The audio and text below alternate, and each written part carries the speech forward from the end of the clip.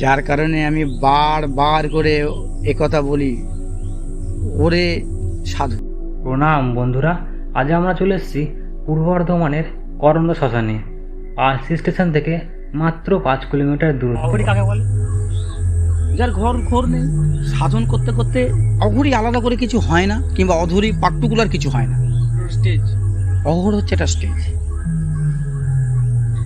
যখন তুমি অঘর কোথায় আসবে, তুমি যখন তোমার নিজে থেকে এসে যাবে, তুমি প্রচণ্ড মায়ের পুজো করছো, কিচ্ছু ভালো লাগছে না, স্থির হয়ে যাচ্ছে একটা জায়গায়, নির্বিকার, তোমার কোনো বিকার নেই, তুমি শুয়ে আছো, হচ্ছে ইচ্ছা করলো তুমি সারাক্ষণ মায়ের কাছে পড়ে রয়েছে, ইচ্ছা হলো পুজো করলে, ইচ্ছা হলো, তুমি পুরো ঘোরের মধ্যে আছো, সর্বদাই তিনি তোমার চোখের সামনে বিরাজমান, তেনার চিন্তায় তুমি ঘোরে আছো, তখন তুমি অঘোর শুধুমাত্র সেজে লাভ নেই।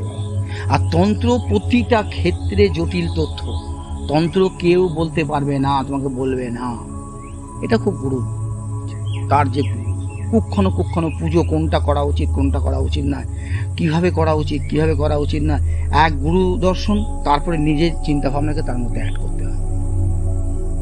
আমার গুরু, দেখো সবার তো সবার দ্বারা হবে না। তুমি শ্মশানে থেকে তন্ত্র পারলে না করতে, সেই পরিস্থিতি, হ্যাঁ শ্মশানে তোমাকে আসতেই হবে, কিন্তু সেই পরিস্থিতি, সেই ভয়াবহ অবস্থা, সেই কষ্টকর জীবন নিতে পারলে না, ঠিক আছে তুমি ছোট করে বাড়িতে করো,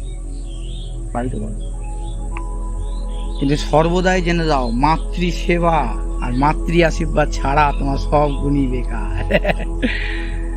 যার কারণে আমি বারবার করে একথা বলি, ওরে সাধু, তোরে শুধাই রে। সবারও তো ঘর রয়েছে, কেন ওরে তোর বাসা কোথাও নাই? ওরে সাধু, তোরে শুধাই রে। খ্যাপার মতন থাকলি পড়লি, তবু খ্যাপা হতে পারলি না, যার তরে সব ছাড়লি তাকে মন সপলি না। ওরে সাধু, তোরে শুধাই রে।